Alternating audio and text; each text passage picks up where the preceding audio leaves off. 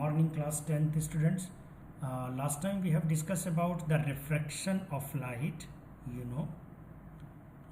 हमने आपसे बात की थी from the last time about the bending of lights, angle of incidence, angle of refraction and the normal, and already talked about the rare medium and the denser medium,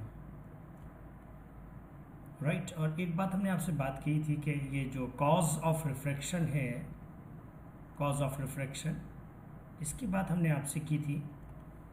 तो cause of refraction में सबसे first जो important है वो है speed of light change in, जो आपसे बात हुई थी, speed of light change in different mediums, ये आपसे बात हुई थी। इम्पॉर्टेंट फिनोमेना तो यही है, लेकिन अब आप ये भी कह सकते हैं depends upon the nature of medium,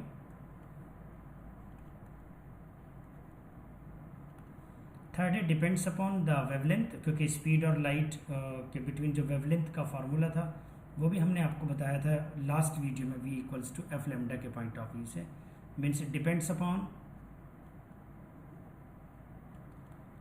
the wavelength of light। ये बात हमने आपसे की थी। एक टॉपिक पर मैंने अब तक आपसे बात नहीं की थी, उसका रीज़न ये भी था कि बुक जो PDF फाइल आपके सामने स्क्रीन पर शो हो रही थी उसमें एक पेज मिस हो गया था, तो इसी रीज़न से वो टॉपिक मैंने सोचा था कि शायद मैं बाद में बताऊंगा, लेकिन बुक में वो पहले दी गिवन है। So don't worry, it's not a big problem.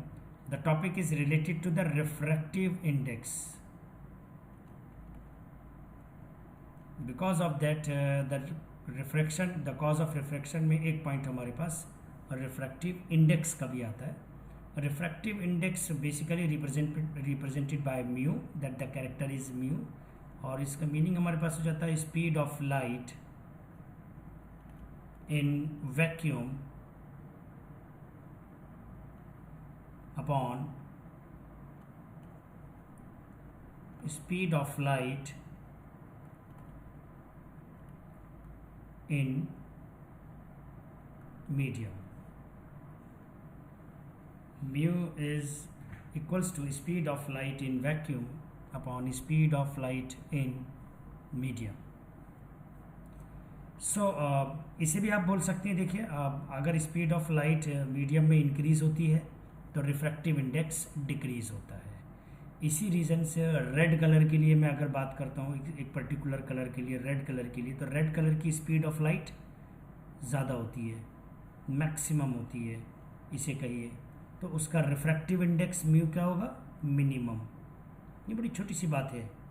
और अगर वायलेट कलर के लिए बात करें हम लोग, वायलेट कलर के लिए, सो वायलेट कलर के लिए स्पीड ऑफ लाइट मिनिमम हो जाती है, सो म्यू जो है रिफ्रैक्टिव इंडेक्स वो मैक्सिमम हो जाता है, राइट। तो ये रिफ्रैक्टिव इंडेक्स से रिलेटेड हमारे पास एक पॉइंट आता है, ठीक है। आइए ज़रा इसे बुक में भी समझने की कोशिश करते हैं, जो पेज मिसिंग हो गया था। Now we have discuss about already that portion is like this, incident ray, refracted ray, rarer to denser, right. तो light bend towards the normal, इस टाइप पे शिफ्ट हो गया। If you change this means light ray passes from denser to rarer, then the refracted ray is away from normal। ये बात हम जानते हैं छोटी सी।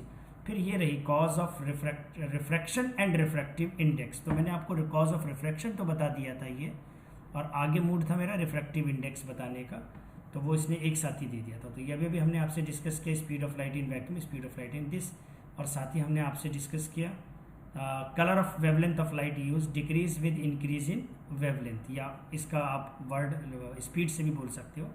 The refractive index of the medium is more for violet light. तो violet light के लिए refractive index क्या होगा, मैक्सिमम, जो अभी मैंने पीछे लिखा है। और रेड कलर के लिए जो है हमारे पास वो रिफ्रैक्टिव इंडेक्स मिनिमम हो जाता है। तो ये थोड़ी सी बात याद रखिए। बाकी हमारे पास ये आपसे already discuss in the previous lecture right now. And the most important, और चैप्टर में अभी आपको 4.3 तक जो सिलेबस हमने आपको भेजा है उसमें 4.3 तक ले जा करके इस चैप्टर को रोक दिया जाएगा। राइट। और आपसे पहले बात की जाएगी फिर डिस्पर्जन ऑफ लाइट से रिलेटेड। तो क्योंकि वो इजी पोर्शन है, हमने कोशिश बार बार आपसे हम यही बोल रहे हैं कि we have already chosen a chapter that is the easiest one. उतने ही सेक्शन चूज़ किया है जिसमें आपको कोई न्यूमेरिकल्स ज़्यादा अटैम्प्ट नहीं करने हो, ठीक है। बस आप basic and common phenomena use करें और एक्सरसाइज के क्वेश्चंस अटैम्प्ट करें तो ईजिली सॉल्व हो जाएंगे। तो इससे हमारे बेनिफिट ये होगा कि 4 चैप्टर्स एंड 4.5 चैप्टर, ये हाफ चैप्टर कंप्लीट हो जाता है। 4.5 चैप्टर वी हैव फिनिश्ड, कर लेंगे हम। We will finished on that before your कहना चाहिए स्कूल रीओपन। एंड उसके बाद जब हम आएंगे तो फिर ऐसा प्रैक्टिकली फील होगा कि that is absolutely is correct.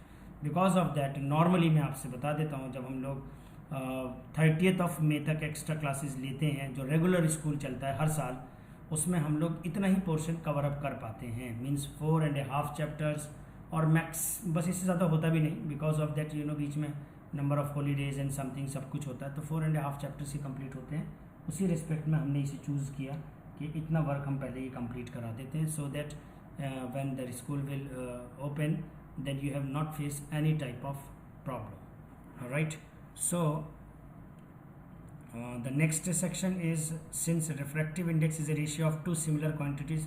अच्छा चलिए ये तो छोड़ दीजिए, मैं आपको अपने ही लेवल पर बताता हूँ। Now come to that section is laws of refraction, laws of refraction। I hope that you have not faced any type of problem। I think in one student only of class, I think 10th A, faces some problem in the topic of resonance, but resonance में इतनी कोई ख़ास बात वैसे तो नहीं होती है, बस सीधी सी याद रखते हैं कि natural frequency is always equals to the forced frequency of a body, forced frequency और वाइब्रेशन ऑफ बॉडी। ये बहुत छोटी सी बात थी और एग्जाम्पल्स हमने रेडियो के भी दिया था 93.5 FM। होता है कई बार कन्फ्यूज़न हो जाता है, लेकिन I hope if you have any problem, if you face any problem you can contact me directly on my WhatsApp number, right. आप डायरेक्टली मेरे से बात कर सकते हैं। Normal incident ray, that is we are just give an example of the rare medium and the denser medium। So that is a incident ray, incident ray। Angle between normal and the incident ray is, we suppose, I। Light bent towards the normal, right, that is a portion of R, it means refracted ray, and that is called angle of refraction, right। So now discuss about the first law। As per the first law, incident ray, that is very that is similar to you can say similar to the first law of reflection, like this। Incident ray, refracted ray, वहाँ reflected ray था, refracted ray and the normal lie between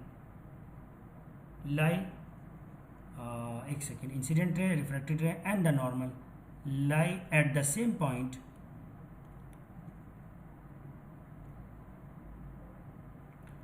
and at the same plane.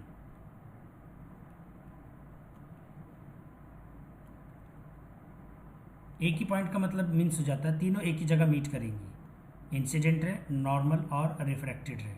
और lie on the same plane means एक ही plane, एक ही surface पर meet करेंगे। देखिए ये एक ही प्लेन पर है, ऐसा नहीं कि इंसिडेंट रे इधर आई, नॉर्मल कहीं और ड्रॉ करें, इंसिडेंट रे कहीं और करें, रिफ्रैक्टेड रे कहीं और दिखा दें, नहीं, एक ही जगह मीट करेंगे पहले तो तीनों, राइट। एक ही जगह मीट करने के बाद एक ही प्लेन पर भी मीट करेंगे, सरफेस पे भी एक ही मीट करेंगे। तो that is the first law.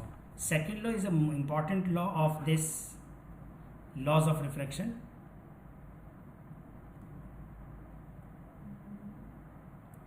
Just wait for the scrolling of the page।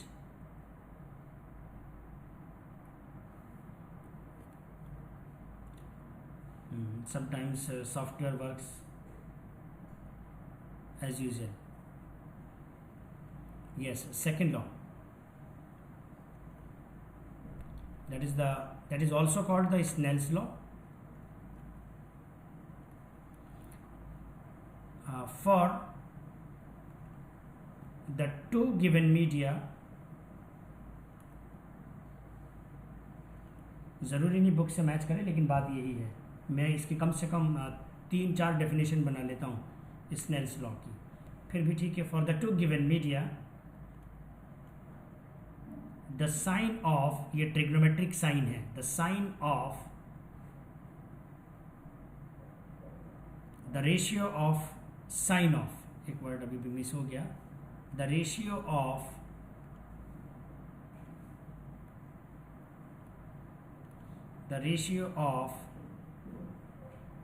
sine of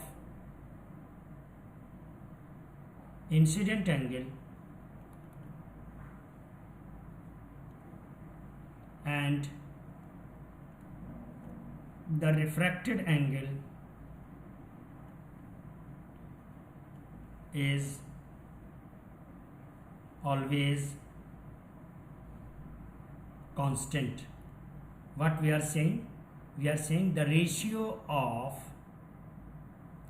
means divided by this, ratio of sine of incident angle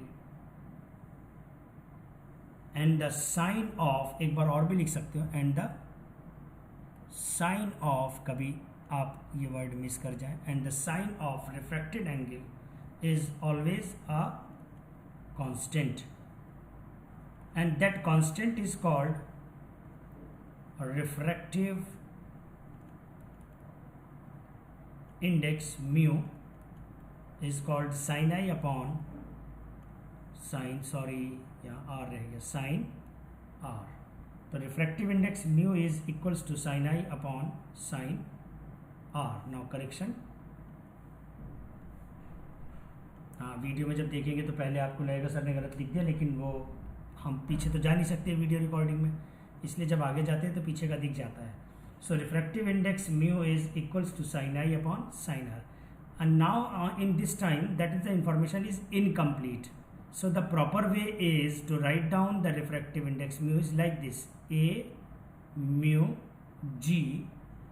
that means the refractive index of glass, that meaning is a refractive index of glass with respect to air, a mu g, is called sin I upon sin R. If we have taken the second surface is a glass, if you have taken the second surface as a liquid or water, that is also be the transparent, so you can write down a mu, water के लिए a mu w, or you can say liquid के लिए a mu l. So suppose we are supposing in this diagram that the second figure is a glass, जो हमने ऊपर diagram आपको दिया था बना करके, ये सपोज कर रहे हैं that is be a glass. और अदरवाइज अगर ग्लास हमें कुछ कंफर्म नहीं है तो इसको हम बोलेंगे मीडियम 1 और इसे हम फिर बोलेंगे medium 2. So on that time we are saying that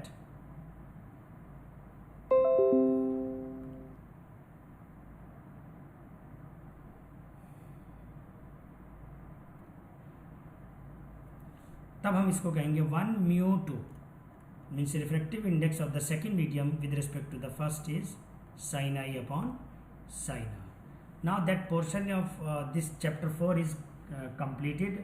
अभी जितना पढ़ाना है, right. And now in the next video we will discuss about the next chapter, dispersion of light. तो इस चैप्टर से रिलेटेड अभी आपको एक्सरसाइज अटेम्प्ट नहीं करनी है, बिकॉज ऑफ दैट ये अभी चैप्टर कंप्लीट ही नहीं हुआ है.